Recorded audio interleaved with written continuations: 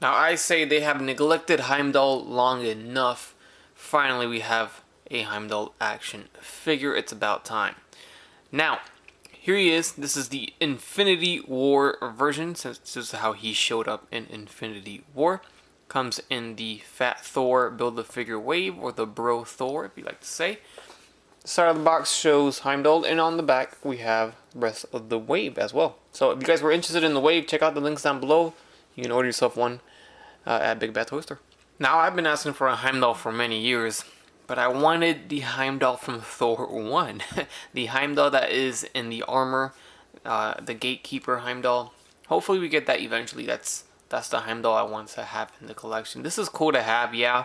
He only showed up in one movie, not even for that long in this appearance. So, I don't know. I think we should have. I think we deserved the Heimdall in armor. Although this, he didn't show up in Infinity War like that. Hopefully, eventually we do get it though. Heimdall comes with his big, gigantic sword, and there you go. Nice and focused. We got two colors for the handle, and it's only the plastic. It's not painted. So we got a goldish, yellowish, and then we have a reddish, brownish for the handle. The silver is paint for the blade, and it is a very, very soft plastic too. And then his last piece of accessory is the left leg of Bro Thor. So you can see his Crocs on the foot, and his long sleeping pants right there. Now I must say, I think the likeness is there. I like it, and the overall look came out good. And I'm actually impressed that they added some blood. If you look at his abdominal area, you see the gash, and it's got some blood. Is that the same spot where he got impaled in the movie? I don't know. Maybe it is. Maybe that's why it's there. It's just kind of weird that he's alive and awake and he's got that gash. Unless he had that there previously. I don't recall. I think that's where he got killed pretty much. But that's interesting to see that he's got blood on there. So he also has some red paint on the shins of his boots. And I don't know if that's meant to be blood or just some effect for the boots. I don't know. But there's that I did notice. And then the cape, or the hood, if you want to call it, goes over him. It's a hard plastic, and I believe it should be removable because it will hinder a lot. So if you pop the head off, yep, it just slides right off, and then you can put the head back on, and now you have Heimdall without that. And that looks pretty cool. And there it is. Now you can see it. And there's another gash on his bicep with some blood. So seeing blood on a Marvel Legends figure, it's not something you see all the time. So it's kind of weird seeing it, and it's kind of cool at the same time. I like that they added that detail there. Definitely not something that they needed to do, but I appreciate them adding in any type of battle damage, scar, or detail, or realism to the action figure is always cool. The strap, I already note that there's some nice paint for the strap, so I like that down here too. And it looks pretty cool like this without the cape or the hood. I actually thought it was going to look kind of awkward or weird without it, but he actually looks pretty decent, and I keep having you guys look at a blurry image. Now you can see him. Alright, so he can hold his giant blade with both hands, of course, and it's a very tight grip because the hands are really tight on that grip. You have to really separate the fingers from the thumb to fit that handle in there, so it takes a bit of force of your own to put on the actual sword in his hands to actually get him to hold it. So it's not going anywhere once it's on.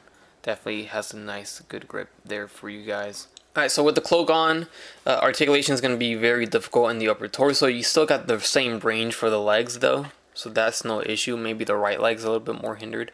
But yeah, the arms and the torso is really not going to move around. So you're definitely going to have to take the head off, take the cloak off if you want to pose him in any dynamic way. If you want him with the cloak, he's going to be vanilla, and that's it. So the head's going to swivel left and right on a ball jointed hinge. He can look up as far as his hair will allow it to, and then he will look down all the way down, which is pretty good. And then the arms are going to go forward and back, in and out. We got a bicep swivel, double jointed elbows, swivel at the wrist. There's a side hinge for the right hand, and then the left hand has the front hinge that we're all used to seeing on all Marvel Legends pretty much. We have a diaphragm joint for the torso, so that will swivel. That will go back and forward. We don't get a waist, so the only swivel will be for that diaphragm joint. The legs will kick forward and back on T-joints, in and out We have thigh swivels, double jointed knees. We have an ankle pivot or rocker, an ankle hinge, and that's about it for the foot. Alright, in terms of his height, I'm going to get him next to the Iron Patriot, which is also a figure from this wave. I did review this one first, so he is the only one I have open right now. And there he is. He's pretty big. So he's obviously going to tower over Heimdall, but Heimdall still has some decent height. He's not too short now. I brought in a Thor. This is Thor from the second movie, and it was from the 10th anniversary of Marvel MCU, and that was from last year, I think. So this came from a 2-pack, and Thor is taller, which is, I guess, accurate, and that's how Heimdall stands next to Thor. Next to a comic figure, I got Cyclops here.